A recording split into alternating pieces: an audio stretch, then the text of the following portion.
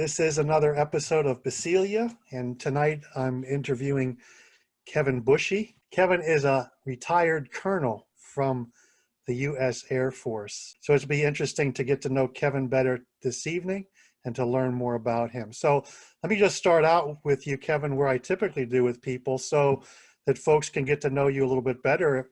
Whatever you're willing to share about your family background, where you come from, your family life, where you grew up, etc. Okay, well, I do live currently in northern Maine, a little town called Ashland.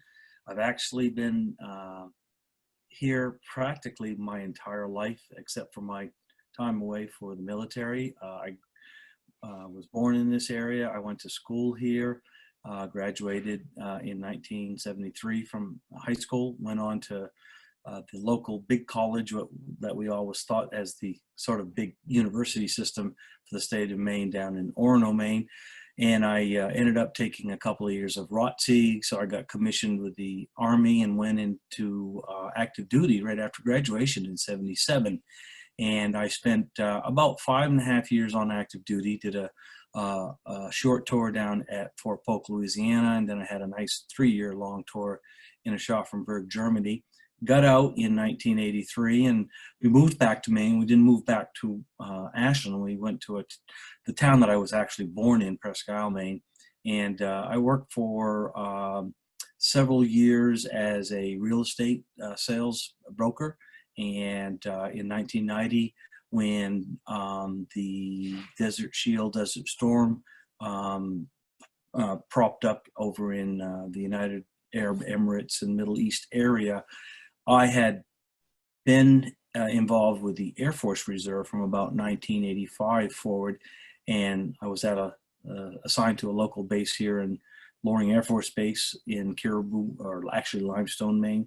And I went ahead and actually I got deployed. I got recalled for active duty and spent about almost a year on active duty supporting that effort. Came back to this area after the deployment and ended up moving into a different career field. I went into medical management and I was a medical administrator for about 7 or 8 years. And through that whole time, again, all staying here right in the state of Maine. And we eventually did move back to Ashland for a little while before I had another opportunity to take on a medical administration job down in the southern part of the state of Maine in a town called Scarborough. And I did that for about 3 years. And the Air Force came knocking at my door once again in 1999 and asked me to go back on active duty. This time I went down to Washington, D.C. And I was about 6 months at the Pentagon. And then I got orders to go to the Air Force's Air War College down in Montgomery, Alabama, which was a 10-month master's degree program, which I did. And while I was at school, that's when I made my final promotion to full colonel. And before graduation, they offered me the opportunity to go back to the Pentagon. I said, sure, I would be willing to do that. And I did, thinking I might be back in Washington for just 3 years or so.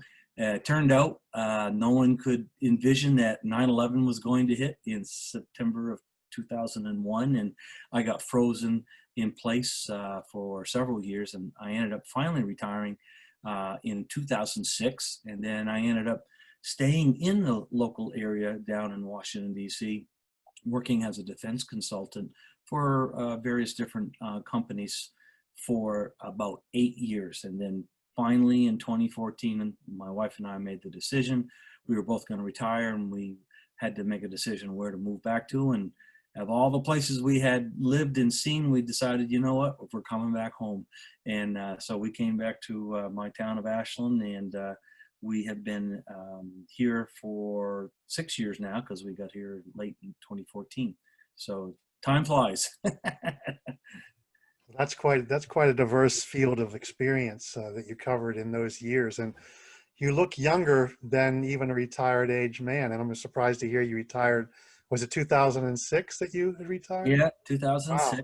Wow. And so I ended up with a total of 15 years in the Washington, D.C. area.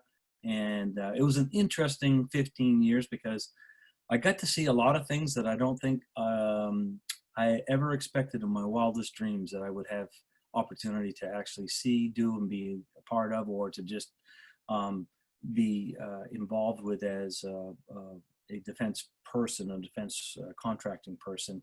And it was very interesting for me. My eyes were opened on a lot of different things. And but I was definitely glad when we made the decision to move back. I was ready to leave Washington, D.C., no question. Now, a question that's going to come into people's minds when they find out, and that as you've shared, and they find out that you were in the Pentagon in 2001. I imagine you were at work on the day of the attack. Can you tell us anything about that, if you were there that day, and what happened? Yes, I can. It's a day that will live in my memory till the day I die. I was not in the Pentagon. Our offices at that time actually were out of the Pentagon because the Pentagon, many people may remember, there were various portions of the Pentagon that were under renovation during that period of time. And our offices happened to be one of the sets of offices who had moved actually into some commercial property over in the little town called Roslyn, which sort of overlooks Arlington area. And it's a couple of train stops away from the Pentagon. And I was in a high-rise building, and our building, just my office, actually happened to sit on the side of that commercial building up on about the 14th floor that overlooked the Pentagon, and it actually looked over the side of the Pentagon that the so-called whatever it was, plane and or missile and or drone, hit the building. And so I happened to be standing in front of a window when it happened. A woman hollered and said, "Oh my God, there's the Pentagon is being attacked." And I popped up, got to the window, I looked out, and I caught the fireball coming out of the window, coming out of the building, right at the exact time that I was standing looking over towards the Pentagon. So it was a real shocker to see that. And it was an interesting day. We went in obviously directly into lockdown at our commercial building. The building I worked in happened to have 15 of the U.S. Air Force's highest ranking military generals who were involved with the entire Air Force acquisition program. And that was the agency that I was working under, is the headquarters acquisition area. And it was very hairy because we didn't know where my boss was, who was the sort of the director of the AQ world at that time, as far as managing all the programs. He was sort of the integrator of all the programs, and he was in the building. He was at a meeting, and of course nobody could get a hold of him because all of the cell phones went wacky the minute the whole thing kicked off. And you know, in a matter of minutes, the entire Washington, D.C. area kind of turned into a colossal parking lot. Traffic was tied up everywhere. If people can remember back and see what was going on with everything in the D.C. area, it was just one crazy day. And I didn't get out of the office because we kind of were, like I said, we were in lockdown till we could figure out what was safe and where you could go to be safe. And we were basically sheltering in place, for those who are familiar with some emergency terms. And we ended up sort of finally leaving late afternoon from the office. We did get confirmation my boss was okay. And but then that's when the real challenge occurred. It took my normal 30-minute drive to get from my house to the Pentagon took 5 hours for me to get home. So it was just nightmare parking lots everywhere. Everybody just seemed to be trying to get out of DC. No one wanted to hang around DC at all. And it was a very tough day for a lot of people. And it was, like I said, something that I'll never forget. In your answer, you kind of opened the door a little bit for me about the mystery of that day. I won't pursue it too much in the interest of time because there is a lot of info I wanted to cover with you. But based on what happened at the World Trade Center and at the Pentagon that day, if you look at evidence, there's tons of reasons to question what happened at all three of those sites, actually in Pennsylvania as well. There's mystery about eyewitness accounts, and there's mystery about questions of design of buildings and weight loads and things like that at the World Trade Center.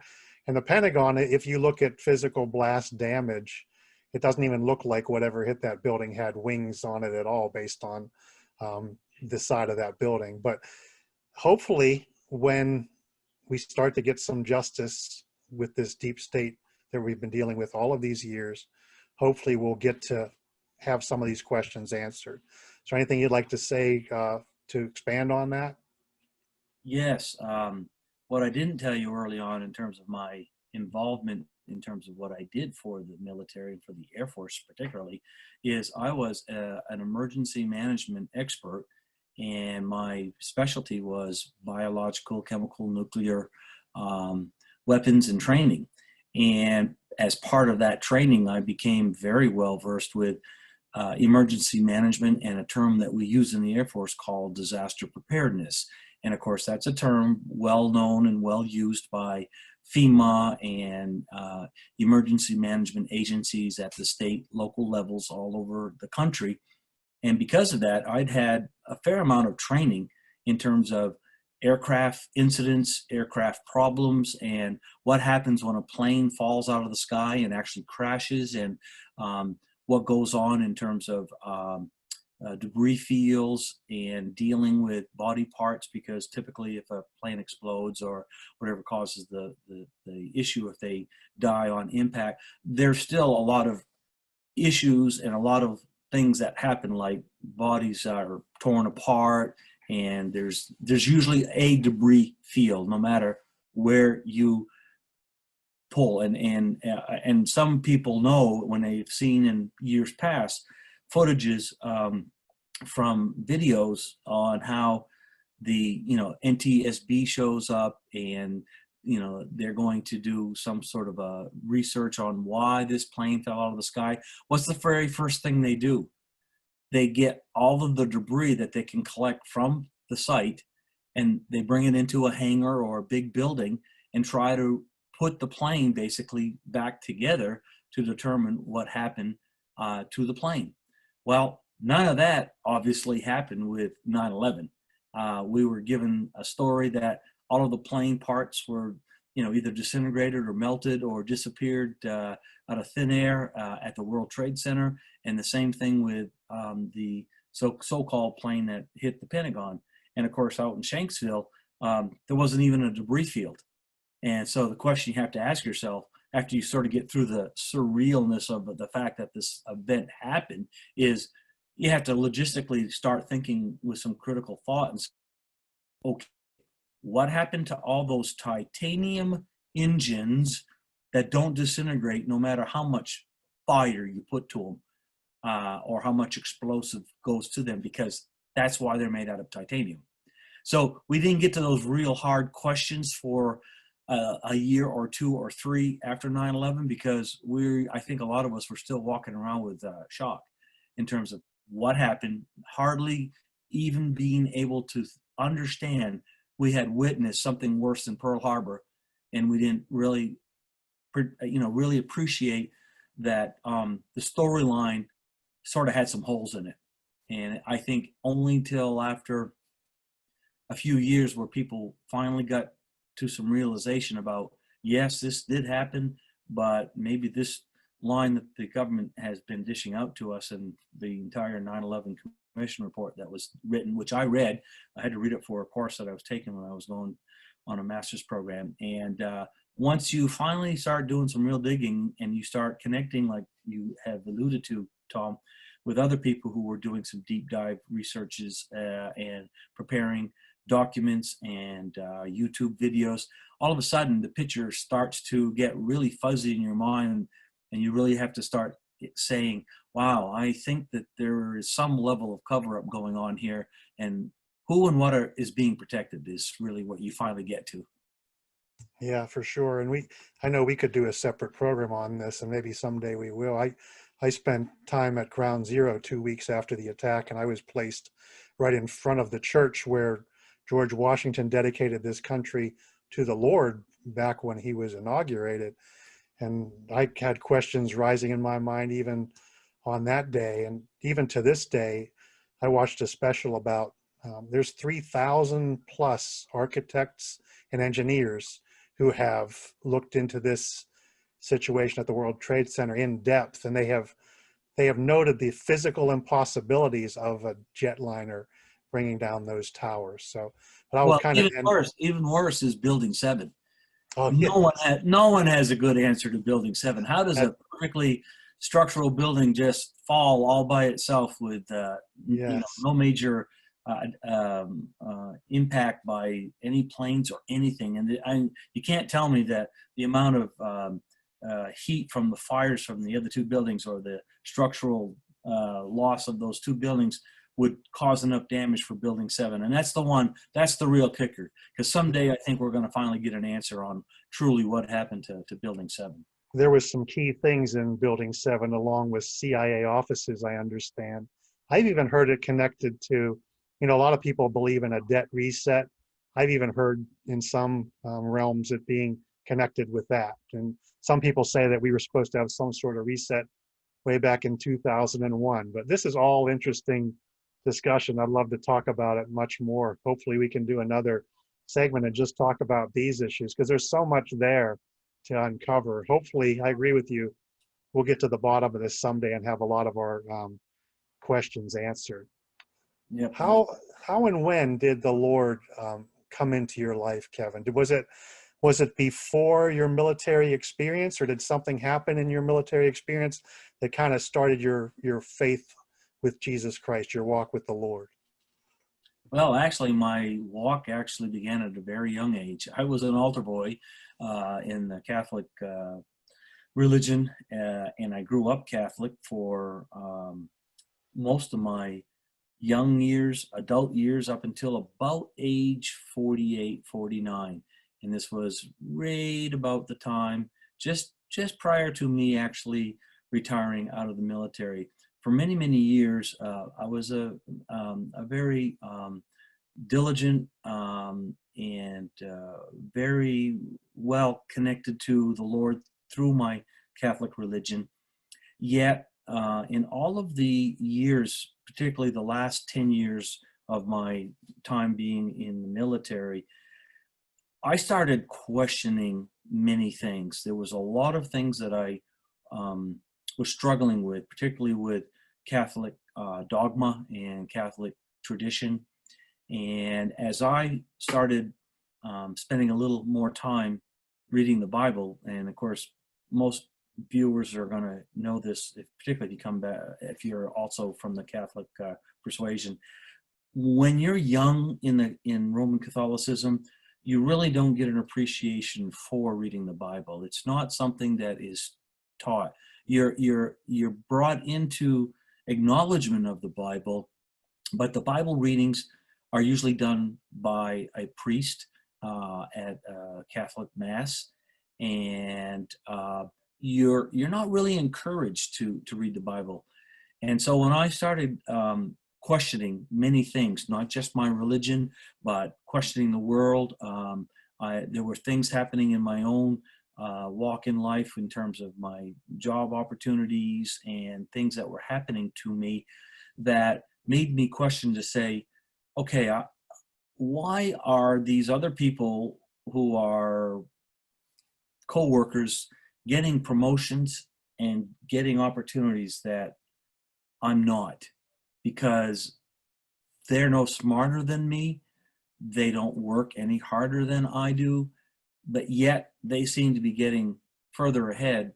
And don't get me wrong, I had a successful, wonderful, great military career. It's the most thing that I'm proud of.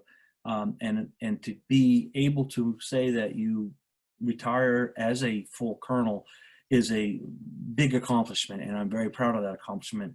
Yet I knew that I thought there could be opportunity for me actually to even rise to the general ranks, but that never happened for me. But I saw people around me that I worked with who were getting similar promotions, and I always had that question in my mind, why they got the promotion and I didn't. So it started me on the entire questioning about well, what is my purpose? What is my role? What am I doing? Because I'm not being fed, because I'm starting to read now. I'm starting to read authors and books, and I'm reading more in the Bible, and I'm seeing more. And I know that my walk is, I'm questioning my walk in terms of where I am in my life by being a Roman Catholic. And so probably in the early 2000s, shortly after 2001, around 2002, 2003 timeframe, was when I really started digging into trying to figure out where the answers were. And I wasn't sure where that path would lead me, but it led me on a path that I would have never guessed that I would have taken because of the exposure that I had to many things. And one of the things that was likely a trigger for that exposure was, you've heard of the term of the Eye of Ra, and I had a little pendant that I had gotten that was a sort of an Eye of Ra pendant. I didn't know anything about it. It didn't ring and it didn't mean anything to me, but boy, oh boy, once I started digging, all of a sudden the knowledge started rolling in, and it didn't take me very long to finally decide in my own mind that my entire time as a Roman Catholic was a time of being really pretty misled, and a lot of truth was kept from me. And when I got to that threshold of saying, I get this, I have to step away, and I know that there's a better path out there. And between all the books that I had read, the people that I had talked to, people I had met, I knew that it was time for me to move on from Roman Catholicism and seek that where that truth was going to lead me to. And I will be honest with you, there was a time that I seemed to have some great interest in some of the New Age writings that were out there, and I read them. And I think that God put me on that path for me to see and read those things, only to get me to where I could critically think through and say, okay, I've seen what they offer, that's not it. And once I was able to get beyond that, then all of a sudden a different series of different kinds of books sort of started coming my way. And it's interesting for me, when I read things, I usually take the approach that I'm not going to take something as verbatim truth until I see more than one author, maybe multiple authors. And I like to think of about 4, 5, or 6 authors all telling me a similar thing. And then I can start connecting dots and say, okay, they seem to be on the right path because they're finding the same things that I have found. And that helps provide for me confirmation about what I was studying, what I was seeing. And through that whole period of time, I just became very engrossed in knowing that there was a pathway that was different than what I had lived my first 48 years, that I needed to be able to connect to. And the culmination of that pathway is where we are here today with Ekklesia and Omega Kingdom Ministry. Yeah, that you kind of touched on the answer to my next question, and you kind of brought up another question for me, because in pop culture you see the Eye of Ra popping up. Katy Perry is a name that comes to mind. She typically uses it. I've seen it associated with Taco Bell, and maybe some people might have some questions about that. So could you kind of shed some more light about what you learned about the Eye of Ra? Well, what I have learned through the years is, and it's something that Russ and I have been alluding to very clearly in our Sunday gatherings, is there are 2 kingdoms. There's a kingdom that we're in, the kingdom of God, and then we have the opposite kingdom, which is the devil's kingdom, Satan. And those who are in that cult, death cult, because it is a death cult, they are worshipers of the Eye of Ra. They believe they're sun worshipers. They believe in worshiping the sun, and the whole process that they use it's millennial old. It's probably 6,000 years old. It comes right from the garden, and it comes from the time of the fallen angels, where the fallen angels came to Mount Hermon. It's the lesson 1 of the boot camp, where we talk about how the angels fell, likely 200 of them, as the book of Enoch tells us. And when they came onto the mountain, they made a curse. I mean, they were under a curse because they took an oath, and that oath was that they would stick together with Satan for the fall. And that's when they came. They decided they were going to mate with human women, as we know the story in Genesis 6:4. And as they created their offspring, that we know as the giants and the Nephilim, it was soon after when we read about Osiris, but his name's not really Osiris in the Bible. His name in the Bible is Nimrod. Oh, yes. Okay. Okay. So Nimrod is the archetype for the death cult, offspring of the fallen angels, offspring of the kingdom of Satan. And Nimrod was a mighty warrior. And Tom Horn and others talk about him being a Gibborim. He became a Gibborim, which means he may have done something to alter his own DNA to actually become more of a man than just a man. He might have been, quote, the first transhumanist. But the whole New Age world, they believe in this approach that Lucifer is likely he is the good God, not the bad God, and that the Christ that we worship is, quote, the bad God. And that's all of the writings of the New Age, Helen Blavatsky from the Theosophical Societies back in the 1800s. And it's all just a carryover from all of the time way back, even going back to Nimrod, of course, the flood, and whether or not there was giants in the land after the flood. The Bible tells us very clearly that we're dealing with a bloodline and multiple bloodlines that are tainted, and they're not part of the real image of God, and the people who are part of the kingdom of God.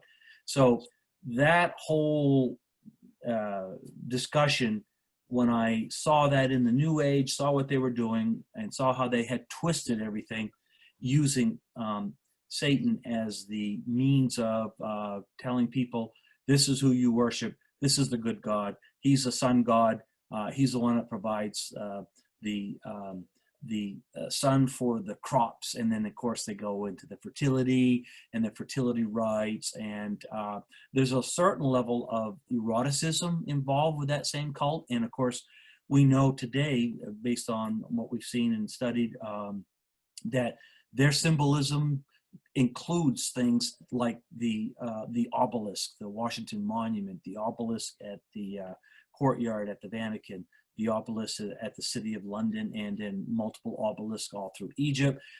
This is all part of that death cult. That's who they worship, and they utilize images, they utilize symbols, and it's all part of the sort of a witchcraft-based approach towards a religion, because it is a religion. It's just that it just happens to be opposite. And the Bible, from both the Old Testament moving right on into the New Testament, gives us all these examples.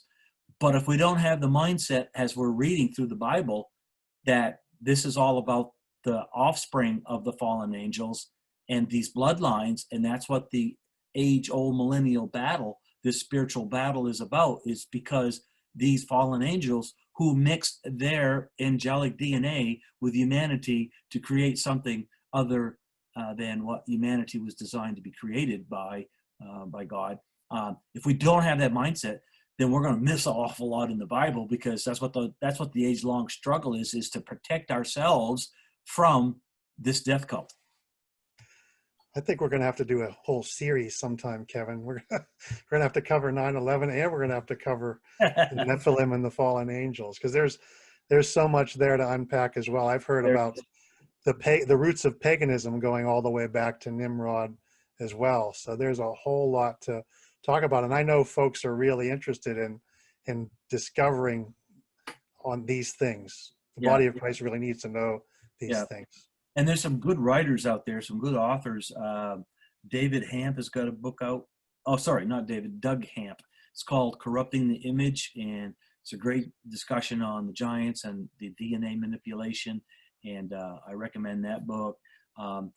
There are several books out there by several good writers. Tom Horn's got some good books out. Steve Quayle's got some books on the giants and what's going on with giant skeletons around the world and the Smithsonian. So yeah, there's a lot of stuff that can be unpacked there, but there's a lot of good researchers out there. L.A. Marzulli's another good one on giants, and he's discovered and seen pictures, actual footage of bones being discovered. And so there's a lot of history that has been kept from us, but I believe that some of that stuff, and maybe most of it's going to be revealed at some point in time. Oh, good. Those are some good resources. Maybe we can link to some of those in the description of our video when we post this video. So we'll move on to discuss your political career. You're running for state office in the state of Maine. So would you tell us about that, including some of the other campaigns that you've been involved in, and maybe touch on what it's like for a believer to run for office? Yes. This is actually only the second time I've run for political office. I ran for this same House district seat back in 2018. It was my first foray into politics. And I knew going into it, I was up against a juggernaut. He's a gentleman at the time. He had served over 54 years in political positions for the district, and in one house or the other. He'd been in the House, I think, 48 years, and he'd been in the Senate for, I think, six or 8 years. So he's been around, and everybody knows who he is. Yet I knew that it was time that somebody needed to step up. He had only been beaten once over the course of his career, and he was sort of on the sidelines for 2 years back, I think in 2012, but he got right back into it in 2014. But I knew that based on what I saw was happening in my local area, we were seeing 2 years ago a real problem with the economics of our area. We were losing a lot of young students out migrating in the because they were going to the larger cities where the jobs were. And where I live is a very rural-based economy, mostly agriculture and forest products industries. And so the trades were starting to really hurt. The school systems up our way, even though 25 years ago, they were still teaching shop classes and home economics and, skill sets that you wonder how these kids, how come they don't have them today? Well, it's because the school systems took them away and they don't offer them anymore. And so we've had this whole push on, well, everybody needs to get a 4-year degree because that's where all the jobs are, is in the cities working in white collar jobs, right? Well, we've got such a bathtub is the term we like to use up here, a bathtub sucking action happening because the kids are just leaving in droves, going to the bigger cities because that's where the jobs are. And all of a sudden, we're sitting here and we're saying, wow, we've lost our manufacturing, we've lost our kids because they've gone to the bigger cities, and we have a lot to offer, and we've got to figure out a way to reverse this. And when I started digging down to figure out why this was all happening, one of the things you discover is 50 years of Democratic leadership across the state made it pretty clear they were anti-business, and the state of Maine is one of the worst business states in the country to start a business in. The rules and the regulations are onerous. They've passed environmental rules. They've passed many other things that just make it next to impossible for young people that want to either start a business or get into a business or be part of a small business setting to get started. And so they were basically forced to go work for someone else that had a white collar job because there was nothing else for them. So when I started digging down on all that, I thought to myself, you know what? We're going to lose this county where I live, because we were bleeding to the tune of about between 600 and 700 young people, generally speaking, all age groups, every year. And I had looked at some studies that a particular group had done on the economic impact of people who leave. And I mean, it was into the millions of dollars, that impact of 600 people leaving every year out of the county. And I said, you know what, if we don't reverse this, we're not going to exist 30 years from now. This county is going to be closed. Just turn us into a wasteland and, annex us off to Canada, because we're right next to Canada, right? And I thought, if we don't do something, and I thought to myself, okay, who's going to do this? And then that's really when I had to scratch my head, because guess what? Nobody was stepping up. Okay, nobody was stepping up to challenge any of these Democrats. And I said, you know what? I guess it's time. I know enough. I know what the issues are. I know what the problems are, and I think I can probably provide some capacity and capability in our capital to start reversing these trends. And I said, you know what? I got to get in the race. And so that's when I got in 2018. I lost by a little over 700 votes, and it was respectable. But I learned my lessons about what not to do for a campaign. And I ran my campaign this year way different than I did 2 years ago, because again, I'm smarter, I had some experience under my belt now. And of course, it doesn't hurt that I'm riding coattails with President Trump either. Yes, I was going to mention that. I noticed that in the polls that President Trump is significantly ahead in Aroostook County, Maine, or in, I think it's district number 2 Yes. in Maine. Yep. And now that people can vote down the ballot, they'll be clicking off your name too, along with Right. the campaigning you've done, the fact that people are familiar with you now since they saw your name in 2018. I think that'll have a great impact. And another fact is the gentleman that you're running against is he has a great amount of experience, but he's probably pretty far past retirement age if you do the math. He's up there. He's just shy of maybe a year or two from being 80, so he's definitely up there. And he thinks that he probably will just win without having to do an awful lot of work to recapture his position. But I think he's maybe underestimating what I've done, and I'm feeling very cautiously optimistic that we're going to do very well in the towns that I need to do well in to overcome them. So we're feeling very good about what we've done, and it's sort of win-win because I got nothing to lose. He's the only one that's really got something to lose, because this is all he knows is being in government all his life. For me, I'm retired. I'm very busy with the Mega Kingdom Ministry, and it'll be a job for me to juggle what I'm doing with the ministry if I end up in the legislature, which I don't mind doing. But if I don't make it, I still have a Mega Kingdom Ministry. I got brothers and sisters all over the country and the world, and it's great. And you have a lot of people praying for you in your campaign too, so that's going to make a big difference for you. That leads me to the final part of that question. Being a believer who's running for office in a county like Aroostook, I imagine, I don't know if it's a liberal county, if it's a conservative county, or if it's somewhere in between, but what's it like for a believer to run for office there? Well, it's interesting. For many, many years, the county has been a very strong Democratic area. It's a basically French Canadian Catholic Democratic culture. And through the years, the way the culture has been involved with politics is, if your grandfather was a Democrat, there's a 99% chance that your father was a Democrat.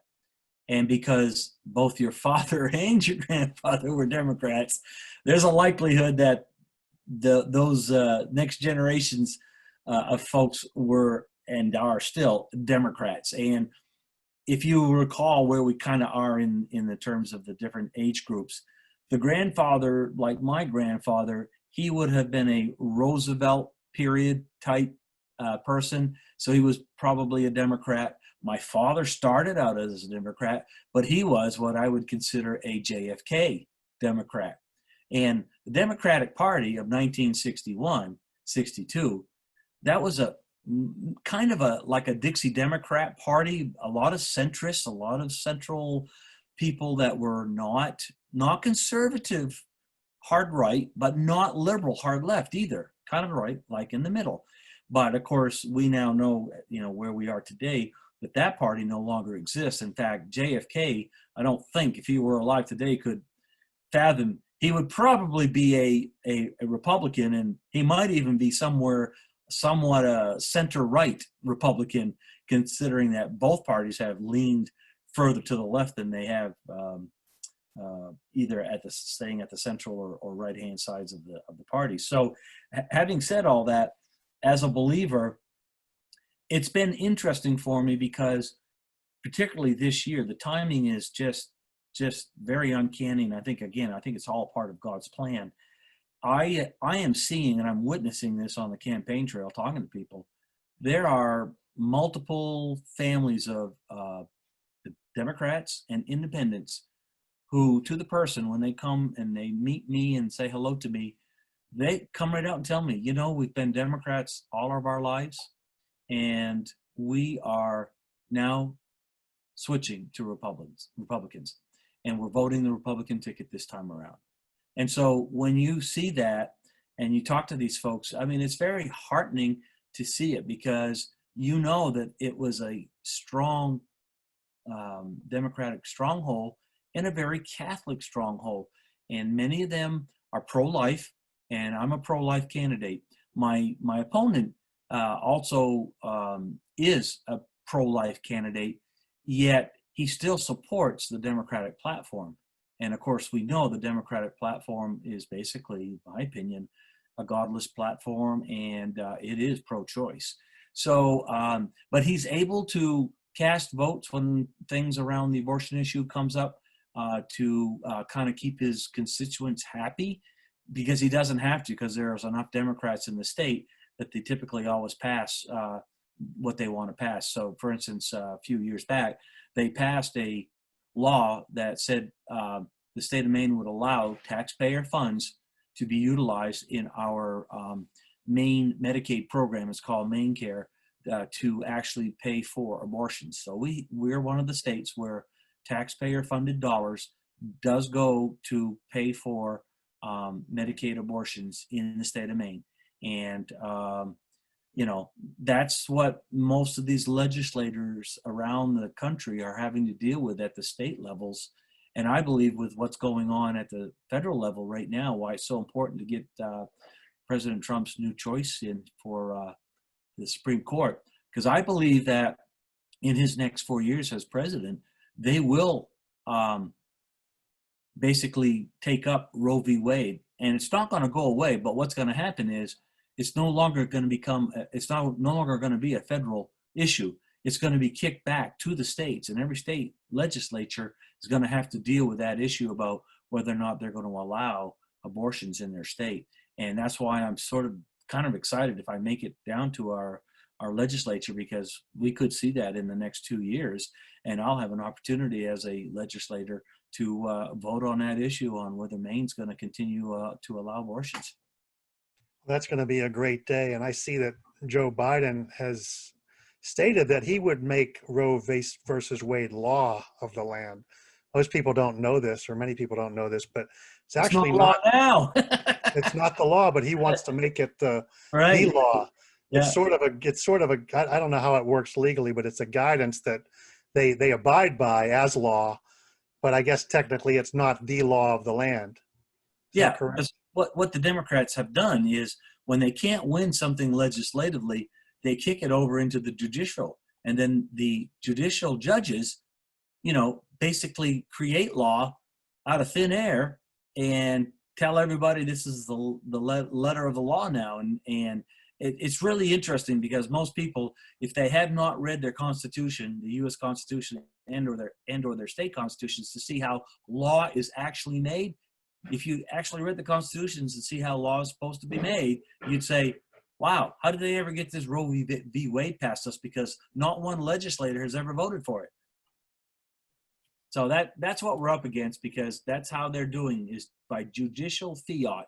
And we've been under that veil I guess I would call it a veil of witchcraft, really, because that's kind of what it is. Because you and I both know as believers what abortion's all about. It's feeding the images of Baal and Moloch. We know where the sacrifice is going, and at some point in time, if we're going to deal with cleaning up that spiritual depravity and that evil in our country and in our world, we got to get rid of abortion, because that's what's feeding it.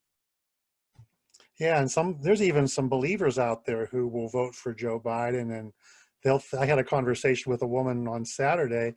She's a believer in ministry, and she asked me, what difference would it make if Roe versus Wade was overturned and abortion was ended? I couldn't believe the question.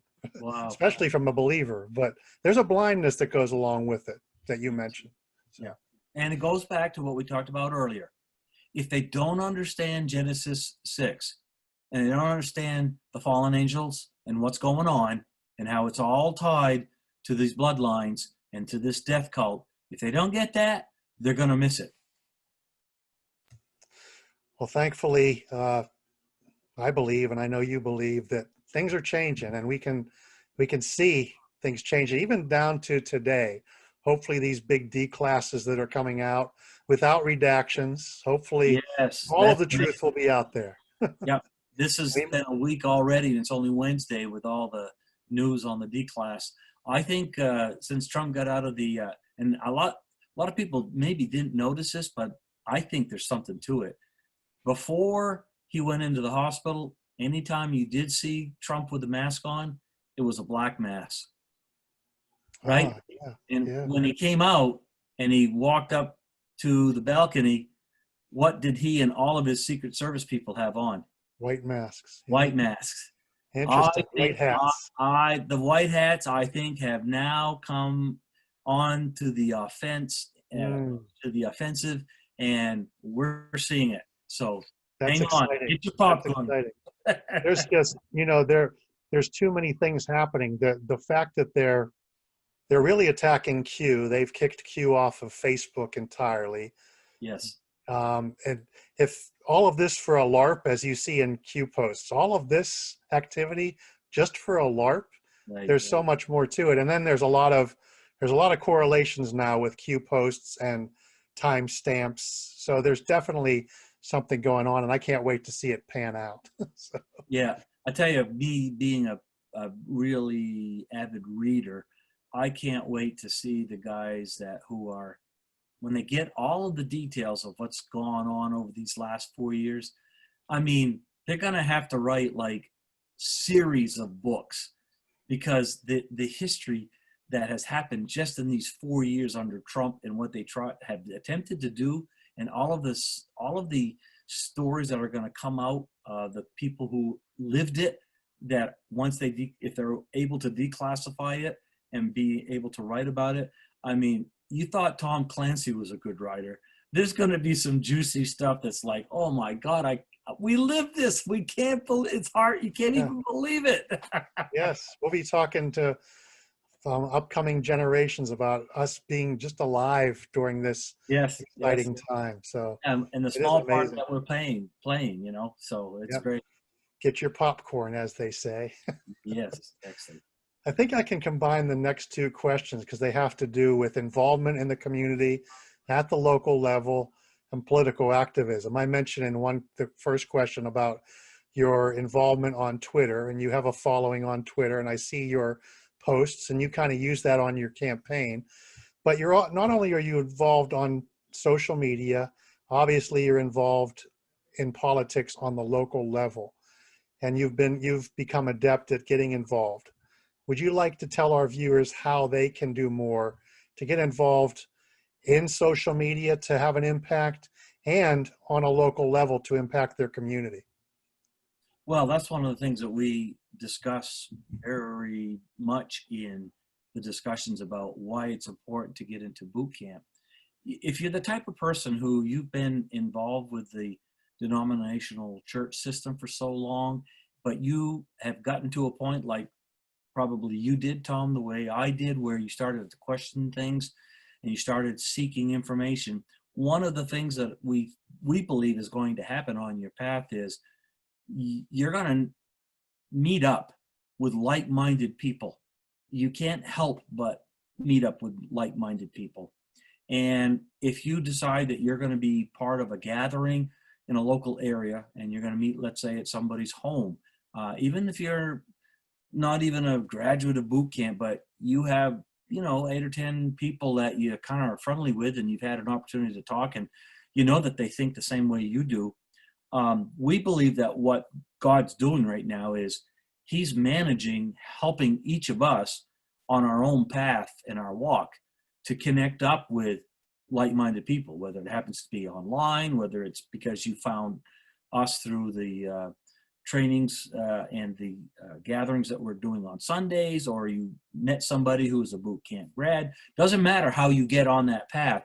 The point is, I liken this to a puzzle, like the 1,000-piece puzzle. Remember in the day when you first learned how to make a 1,000-piece puzzle? What was the very first thing you'd do? Well, you were taught, if someone taught you, go take a look at that picture, because that's what the final product's supposed to look like, right? And then you look at it and say, oh, okay, here's where all the blues are. Here's where the square parts are for the 4 corners. And here's all the reds, and here's the oranges, and here's the yellows. Maybe that's, oh yeah, that must be the sun. So you have in your mind all these different parts of where the puzzle's going to go.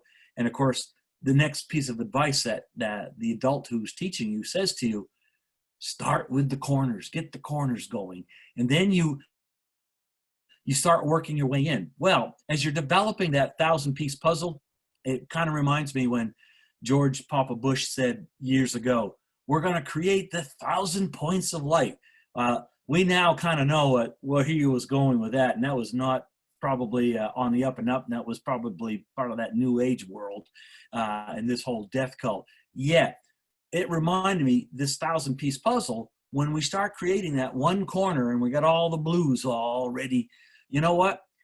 What we try to do is we try to find 8 or 10 pieces that we play with to see if they'll come get together. And then all of a sudden, we got a little clump over in the upper right corner with 10, 12 pieces in it. And we're saying, hey, we're getting somewhere, right? That's what I think Ekklesia is right now. You're getting 8 or 10 people that, guess what? You don't have access to the entire 1,000-piece puzzle yet, but you got a piece of the pie. And all you need to do is work together, learn together, share together, commune together, fellowship together, and guess what? At some point, you're going to be ready to be part of the entire 1,000-piece puzzle, which to me, that's the 1,000-year reign. Man, I like that. That's a great answer. And it kind of leads into my next question, because it's about Omega Kingdom Ministry. And you and I have the privilege and pleasure of being involved. And you and I kind of have the same path when it comes to Omega Kingdom. You were the captain of the Strike Force of Prayer Brigade for the state of Maine. And you got wind of what Russ was doing with Omega Kingdom. I was the captain of the Pennsylvania Brigade. And I think you were number 1. You were the first one to take the boot camp training. And I was the second one to take the boot camp training with Russ. And we kind of got in on the ground floor of this thing. Right. Where do you see the Lord taking us in this adventure that's Omega Kingdom Ministry? Well, I'm gonna let the cat out of the bag. You and I and Russ are gonna meet about that tomorrow morning at 7 o'clock. 7 a.m. But I believe that what the Lord is doing with us, and we see it in the books that we use at the boot camp, is 1, He's calling us out. 2, He's bringing us together. 3, He's giving us opportunities to learn and grow together. 4, He's showing us how we can use our own critical thinking capacity to become those standers at the gates of Hades, just like we talked about in lesson 1. Just like when Christ was there with Peter, and he said, "And upon this rock, the gates of Hades shall not prevail." He said, "I would build my Ekklesia." That's what he's saying to us today. It's always been my game plan to have Ekklesias in every city, in every county. And that ecclesia is going to be my governmental structure for the 1,000-year reign. And in order for us to get there, we've got to take all of this mind control, all this brainwashing, all this denominational church stuff, and we've got to wash it out and build back up in our own bodies and in our own minds what it means to be part of the kingdom of God and our direct relationship to Jesus and the throne room. And that's what I see is happening, because sort of to piggyback on the last question, how you get plugged in is you get plugged in by having a strong prayer group, a local prayer group, and you're able to do things together. You're able to act as ecclesia. Then you can go, then you can stand at the gates, because the gates are right there, right now. They're in your school system. They're in your education system. They're in your current religious system. They're in your current economies. They're in your Boy Scouts. They're in your Girl Scouts. All the evil that we're seeing being exposed is being exposed because they're all right there, because they're pushing against the gates into our kingdom. And the only way they get pushed back is you can't do it alone. You got to have that group of 8 or 10 that's part of your puzzle. You're all interconnected because you're all the blues or all the reds, and that becomes a powerful unit to go stand at gates and to go on activation. And the activations mean to do things like, I'm going to go to the school board meeting.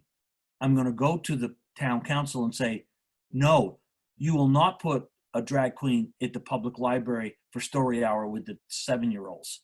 Okay? No, this shall not stand. That's what you have to do. You now have to say to the world, we are Christians. We are a Christian Judeo-based nation. Our documents say that.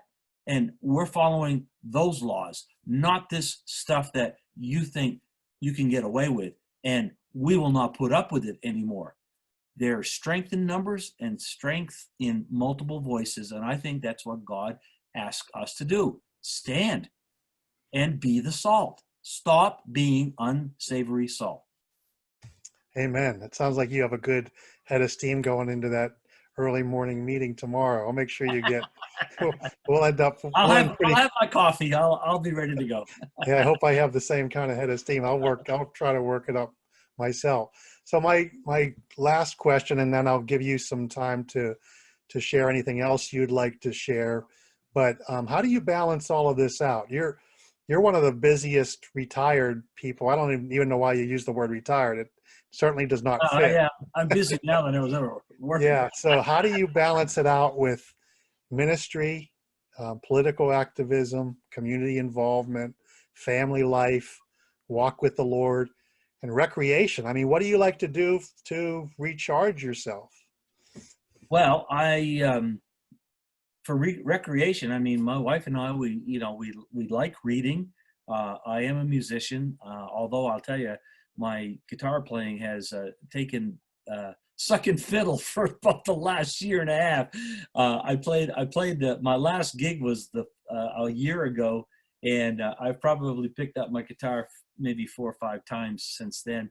But it's one thing about guitar playing, you might get rusty, but you don't forget the things that you know. So it's just a matter of getting back in shape again. And I will do that whether I win or lose. But you're right, it is a tough thing to balance all of the things. But I'll tell you one thing.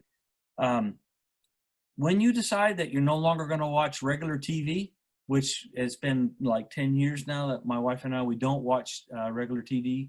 We watch a little bit of TV through our Roku device, but we're very selective on what we watch, and we usually typically pick things that don't have all these commercials in them, right? So you get to watch a 1-hour show in 35 minutes, like it's instead of a whole wasted hour. But bottom line is, when you reprioritize your time, you'll find that you have an awful lot of time that you can do some very constructive things with.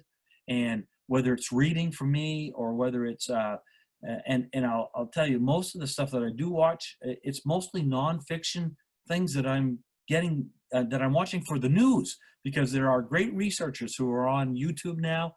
And like we've said and shared on our Sunday morning gatherings, I mean, Russ is in tune with the same kind of people that I listen to. We listen to LT from And We Know. We listen to X22 Report. We listen to Scott Kesterson over at Bards of War. We listen to the Praying Medic. And those are our sources of information about what truly is going on in the world. And when you get through all of the fake news and you're able to get the real news, it really helps you with your entire worldview. So you're able to razor focus on what's important and what to spend your time on. And I think that that's one of the real advantages of being connected not only to us, but connected with people in your own local areas is you can kind of get through all of the chaff, all of that, well, I shouldn't say chaff, all of the extraneous crap that does you absolutely no good because it doesn't help you grow. It doesn't get you closer in your walk with the Lord. And it just leads you down a path that you want to be fighting somebody. And this fight, as we well know, is not a fight between Republicans and Democrats. It is Ephesians 6 over and over and over again. We don't wrestle against flesh and blood. We just have to understand, yes, this battle is against principalities. And until we get there as a collective in our own country, we're going to have a hard time bringing the word to the balance of the world. But that's what God's plan is. I believe that he's got America as his leading nation to bring the gospel to the entire world. And we only do that once this country gets united. And it's going to take something that God's hand is in it to unite us at this stage. But I believe that's what's coming. Amen. Amen. So to finish up, is there anything else that you'd like our listeners to know about you that you'd like to share? Well, I'm a happy guy. I enjoy everything that I'm doing. I really encourage people to connect with both Russ and I and get to know the ministry, connect with our boot camp program, and find out that if you were to have a discussion, I believe, with any of our roundtable folks and probably all of the folks who have volunteered and stepped up to become boot camp coaches, there's one thing that I think is a thread that weaves through all of us. And I think you would agree with me on this, Tom, and that is, I believe every one of us has been on a path to get us where we are right now, today, being involved with Omega Kingdom and being part of what God is doing to grow across this world. The idea that Ekklesia was the very thing that Christ presented to Peter, and we just got waylaid and misdirected for thousands of years, but we're finding that path once again, and that path is quickly forming. And I believe that after November 3rd, when the election occurs,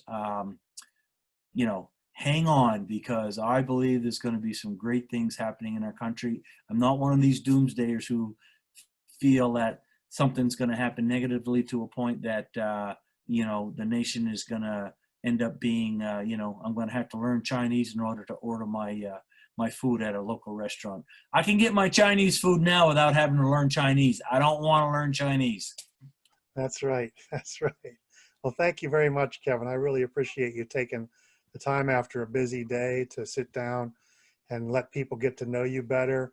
And I know a lot of people are going to be blessed by what you had to say. So thank you so much. All right. Thanks so much. And we'll see you first thing in the morning. Absolutely. I hope you have a good night's sleep. Yeah.